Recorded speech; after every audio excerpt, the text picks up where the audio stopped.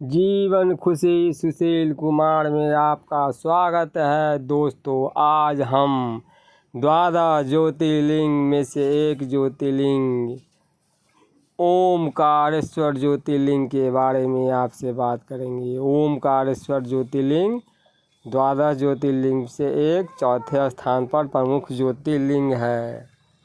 यह ज्योतिर्लिंग मध्य प्रदेश राज्य के खंडवा जिले में स्थित है। ओमकारेश्वर ज्योतिर्लिंग जाने के लिए सबसे आसान रास्ता है, आप इंदौर रेलवे स्टेशन पर आ जाइए। आपका जहाँ से भी घर है वहाँ से इंदौर रेलवे स्टेशन के लिए पूरे भारतवर्ष से ट्रेन चलती है। इंदौर का रिजर्वेशन के द्वारा आप अपना टिकट बुक कर ले। इंदौर रेलवे स्टेशन पर उतरने के बाद वहाँ से आधा किलोमीटर 1 किलोमीटर पर बस स्टैंड है। वहाँ टेम्पू से रोड पर निकलकर बस स्टैंड जा कर के ओमकारेश्वर का बस वहाँ से चलती है। आप ओमकारेश्वर का बस इंदौर से पकड़ ले। 2 से 3 घंटा में बस आपको ओमकारेश्वर बस स्टैंड पर उतार देगा।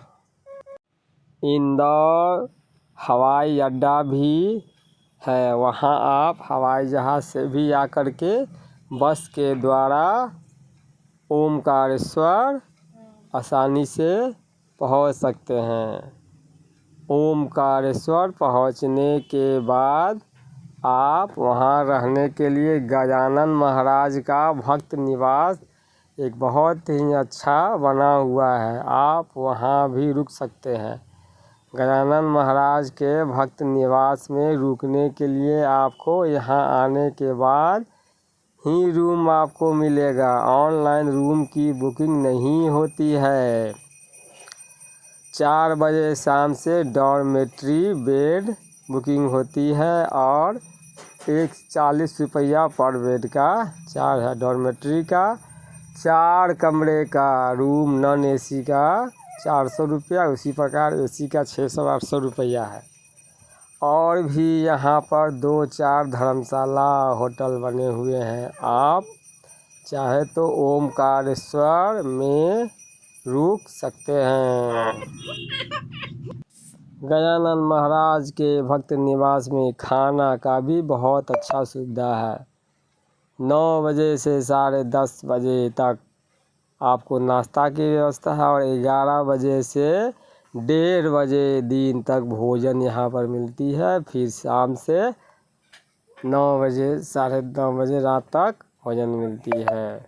यहाँ का भोजन बहुत ही अच्छा है, आप यहाँ भोजन भी कर सकते हैं। इसके अलावा बहुत सारे होटल भी है, आप वहाँ भी भोजन कर सकते हैं। यहाँ 40 रुपया में ही बहुत अच्छा खाने की व्यवस्था है। गजानन महाराज के भक्त निवास में बाहर से भी आदमी आके खाना खाते हैं।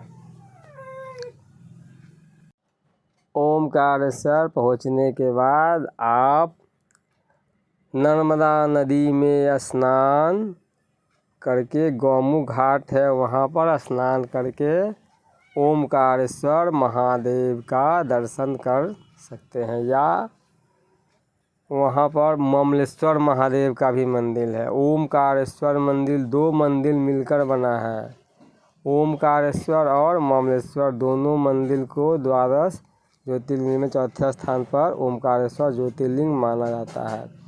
अगर आप केवल ओमकारेश्वर मंदिर का दर्शन करेंगे और ममलेश्वर मंदिर का दर्शन नहीं करेंगे तो आपको ज्योतिर्लिंग की मान्यता नहीं मिलती है, आपका दर्शन अधूरा माना जाएगा।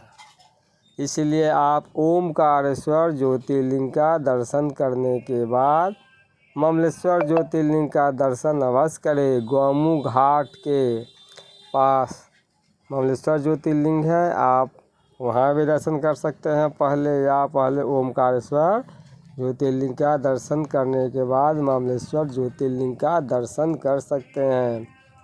गौमुख घाट पर नहाने के बाद आप नाव के द्वारा भी जा सकते हैं। ओमकारेश्वर थोड़ी दूर पर है।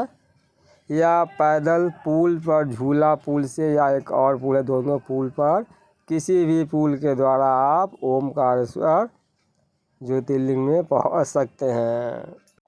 सामान्य दिन में लाइन लगाने के बाद आपको आधा से 1 घंटा में ओमकारेश्वर ज्योतिर्लिंग का दर्शन आराम से हो जाता है। आप सुबह में आने के बाद बाबा को जल भी चढ़ा सकते हैं। सुबह से लेकर 1 से 1:30 बजे दिन तक बाबा को जल चढ़ता है। आप अर्घा के द्वारा बाबा को जल चढ़ाकर दर्शन करके पुण्य के भागी बन सकते हैं। ओमकारेश्वर ज्योतिर्लिंग 5 मंजिला मंजिल है।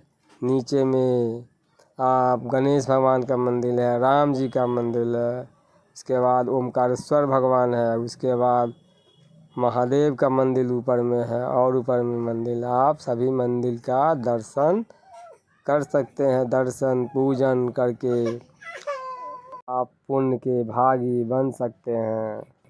आप पहले जो भी तीर्थ किए हैं उसके सभी तीर्थ का जल ओमकारेश्वर में लेकर बाबा के चढ़ाने के बाद ही सभी तीर्थ का पुण्य मिलता है। तो आप यहाँ जब भी आए, इसके पहले जो भी तीर्थ किए हैं, गंगा यमुना, सभी का जल लेकर बाबा को समर्पण करके पुण्य का भागी बने। ओमकारेश्वर ज्योतिर्लिंग में 5 किलोमीटर मंदार पर्वत की परिक्रमा की भी महानता है। आप बाबा को जल चढ़ाने के बाद वहीं से परिक्रमा मार्ग से शुरू करके 5 किलोमीटर परिक्रमा करके पुण्य का भागी बन सकते हैं। परिक्रमा मार्ग में आपको बहुत सारा भगवान की दर्शन करने की आपको मौका मिलेगा। थोड़ा दूर आगे बढ़ने पर केदारेश्वर महादेव हैं, उससे आगे बढ़ने पर महादेव का मंदिर है। आप उससे भी आगे बढ़िएगा, त्रिवेणी संगम है। त्रिवेणी संगम में कावेरी नदी और नर्मदा नदी का संगम होता है। आप वहाँ पर स्नान करके पुण्य का भागी बन सकते हैं। बहुत सारे लोग त्रिवेणी संगम में नहाकर वहाँ का जल लेकर बाबा को अर्पण करते हैं और अपने घर पर जाते हैं। त्रिवेणी संगम के पास ऋण मुक्तेश्वर महादेव का मंदिर है। वहाँ पर सभी तीर्थयात्री बाबा को स्नान करने के बाद त्रिवेणी संगम में चना चढ़ाते हैं, जिससे सभी प्रकार से ऋण का मुक्त हो सकते हैं। द्वारकाधीश मंदिर भी है, ऋण मुक्तेश्वर महादेव। द्वारकाधीश को आप अवश्य ही त्रिवेणी संगम में स्नान कर कर बाबा को चना चढ़ाया, जिससे आप सभी प्रकार के अपने ऋण से मुक्त हो सकते हैं। परिक्रमा मार्ग पर आगे बढ़ने पर लेटे हुए हनुमान जी और सभी देवी देवता का बहुत सारा मंदिर है, उसमें आप आगे बढ़िएगा। माता का मंदिर है, लक्ष्मी माता, दुर्गा माता, श्री यंत्र मंदिर है। उससे आगे बढ़ने पर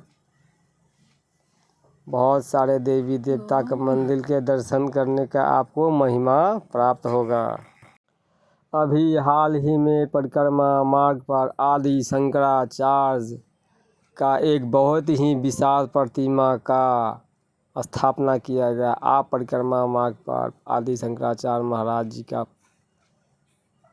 प्रतिमा को प्रणाम करते हुए आगे बढ़े। आगे नर्मदा नदी पर बना हुआ बांध भी आपको बहुत बड़ा दिखाई देगा। नर्मदाश्वर महादेव का नर्मदा नदी का कंकर में शंकर भगवान का वरदान है। आप इसका एक भी पत्थर उठाकर भोलेनाथ का पूजा कर सकते हैं। इसको प्रस्थापित करने का कोई ज़रूरत नहीं है। मित्रों, आप जब भी नर्मदा में आए, यहाँ का हर कंकर में शंकर है, इसका लेकर के पूजा पाठ भी कर सकते हैं। मित्रों, आप इस चैनल को लाइक सब्सक्राइब अवश्य करें। आपको समस्त भारत के सभी तीर्थ स्थल का बारे में सटीक सही जानकारी मिल सके, ताकि आपको जाने में आने में आसानी हो सके। इसको शेयर भी करें ताकि ज़्यादा से ज़्यादा लोग यहाँ आकर के पुण्य का भागी बने। नर्मदा महादेव की जय हो, नर्मदेश्वर महादेव की जय हो। जय नर्मदा महादेव की जय हो।